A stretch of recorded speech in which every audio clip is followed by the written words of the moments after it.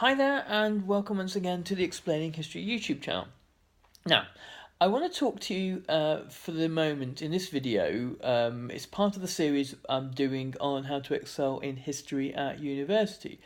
And we've talked a lot about basic organisation and about how to get the most out of lectures and how to get the most out of seminars and that sort of thing. But this is more fundamental, and there is a syndrome that probably affects everyone in the world at a certain point in their lives, and it's called the imposter syndrome. It's the very powerful and uncomfortable feeling that you don't belong somewhere, and that when the people around you, normally people in authority around you, discover that you don't belong there, then they will punish you or expel you in some way. Most people throughout their lives at least once have this sensation, and it's generated by a belief. Most people in life suffer from one core belief that pumps away at them time and time again, generating all sorts of uncomfortable feelings and all sorts of uncomfortable ideas. I, by the way, am a counsellor and I'm not being a history teacher, so I'm not making this up. And it's probably the belief that most people suffer from is probably something like I'm no good. It's so common as to be almost universal. I'm no good, or I'm not worthy, or I'm not good enough, and it's almost always untrue.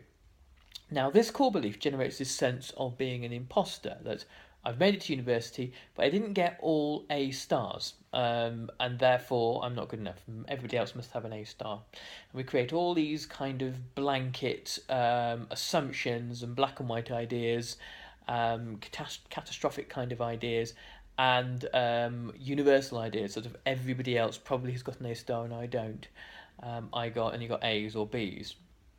And the mind also generates all sorts of rules. If the core belief is I'm not good enough, then a set of rules are created that in order to be good enough, I must be the sort of person who has an A star. And if you haven't got an A star, then you're always going to feel bad and negative and unhappy. Now, the trick here, I've identified the problem. Now, what do you do about it?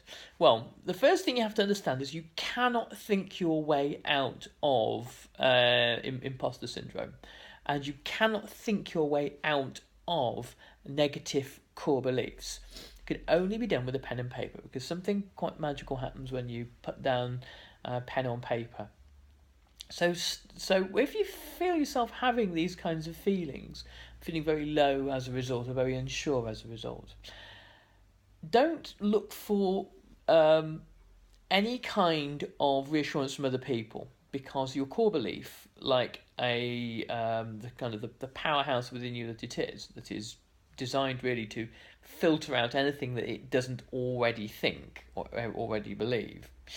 When people say, "Oh no, you're great, you're clever, you're intelligent, you're worthy," and all those sorts of things, your core belief will discount all that stuff. It's like a fortress, so it can only be got rid of from within. So get a pen and paper, divide a sheet into two, and write down what the core belief is, or what the imposter syndrome is telling you. And if it's telling you I'm not good enough, write that down at the top. I'm not good enough. Put down on one side of the sheet evidence that supports that point of view, and then on the other side of the sheet evidence that doesn't. Now, you might wind up having evidence on the sheet when you finish that, well, I'm absolutely brilliant, I'm fantastic. But most people, if they don't have that realisation, can live with something a lot more realistic, like, well, I'm not an imposter, clearly. I've deserved to be here because I passed my exams and I turn up to my seminars, and I'm liked by my lecturers, and I'm liked by the other students. And sometimes I make some mistakes, and sometimes I don't, and I'm pretty normal, really. That is a far more realistic place to get to than the other extreme, which is I'm the world's greatest history student ever and I'm a superstar. Because that in itself is kind of unsustainable, because none of us are really that, are we? We're all somewhere in the middle, working along that spectrum to being better at what we do. And that's where we need to be, really. If you try to adopt a completely wildly unrealistic, super optimistic, super brilliant sense of self, again, your core belief will easily reject that. You say, oh, it can easily discount that and think its way out of that one. So gradually, this exercise, by the way, isn't something you should do once. It's something you should do time and time again to grind that negative core belief that's taken a long time to establish itself, by the way. Probably established itself quite early in your life. To gradually grind it away. And it can't be done, it can't be defeated with just one exercise. So try to do this on perhaps a weekly basis if you're feeling that you have this sense of inadequacy and the sense of being the imposter. And if the imposter syndrome does come along, don't be surprised, because it happens to lots of us.